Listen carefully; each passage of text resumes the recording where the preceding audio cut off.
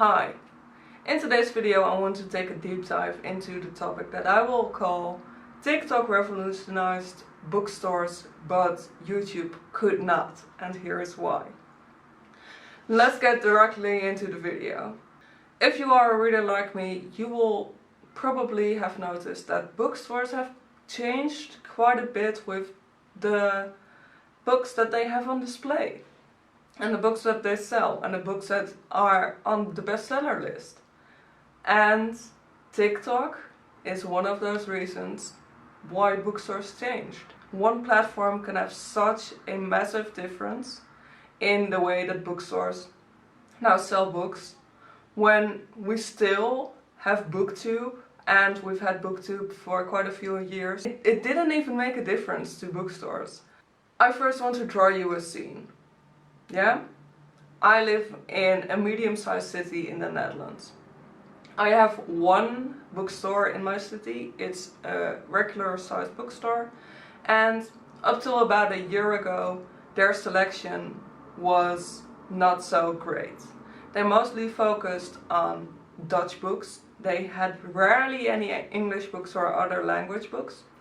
They mostly focused on like adult stuff, so like your thrillers and your literary fiction, but all in Dutch and all very much Dutch focused. And there was not a lot going on for young people, and that changed when BookTok came around. Now if you walk into that store, you will see a whole shelf and even more of young adult in English. Books now very trendy on TikTok. You will see marketing ads.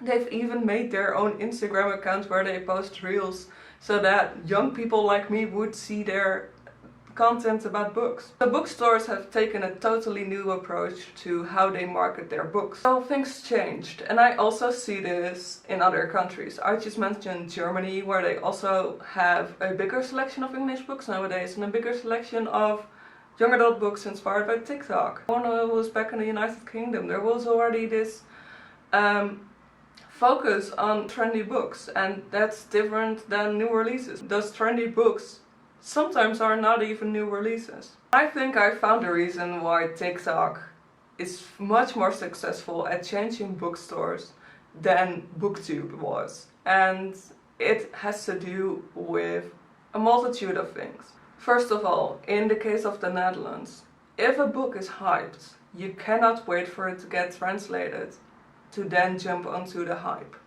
People want to read a hyped book right now. And for example, let's take the Dutch language.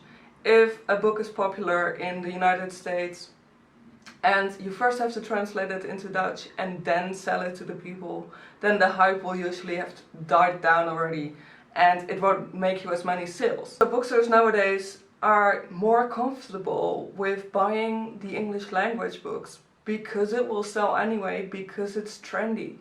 And it's mostly the TikTok generation is mostly young people like me. I'm 24, so some people will consider me like an old person on TikTok. Young people have been used to hearing English everywhere and seeing English everywhere and reading it. For us to read English books, it's not a difficult thing or a strange thing. There's no reason to wait for a translation if the world around you is English anyways. Another reason why TikTok performs better in bookstores than Booktube did. I am of the opinion that a lot of Booktube watchers watched certain Booktubers because of their personality. And on TikTok, because the algorithm is so quick, it's more about the content itself. It's more about the books. It's more about the vibes. It's not so necessarily as much about the person. And you will see this with BookTok a lot. Sometimes creators don't even show themselves because it's all about the books. You couldn't do that on a platform like YouTube, where it's mostly longer content and it's mostly a bit more in-depth than just TikToks. Which brings me to the following point. Short content makes a world of difference for books compared to long content. If you have to watch a 20-minute reading vlog from someone who reads 2 books and then talks about them at length, etc, etc. It takes up a lot of your time. While on TikTok, the main focus is the books themselves. It's mostly videos like 5 sad books, and then they show 5 sad books. It's very much focused on recommendations and vibes. I got into BookTube in 2015, and this was the heyday for some of the OG booktubers, which nowadays don't really have a big following anymore and aren't relevant anymore. The generation right now that is on TikTok was not the generation that was also on BookTube. It's two completely different generations, although there's only a few years apart. This has to do with the inherent age group that is on TikTok. And bookstores play into this as well. Bookstores usually will not make a BookTube channel. Why? Because making YouTube videos takes a really long time. Basically, the process of making a YouTube video is much longer compared to making a TikTok video. So it's much easier for businesses to jump on the TikTok train than it is to jump on the YouTube train. The difference is, however, that bookstores are not places where hypes get born.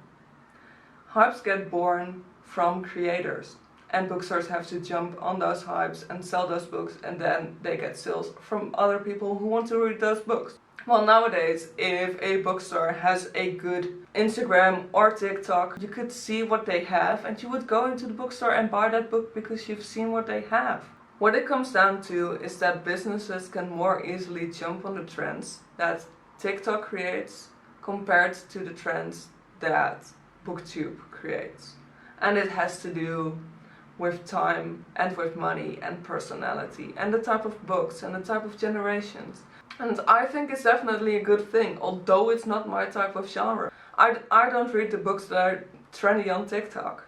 I just don't find them interesting, and that's why I still believe in the power of Goodreads, for example, where I can find books that I really enjoy that aren't even popular. So there will always be a platform for readers to find the books that they like, and hopefully in the future we'll see bookstores change even more into what the readers actually want to see in those bookstores.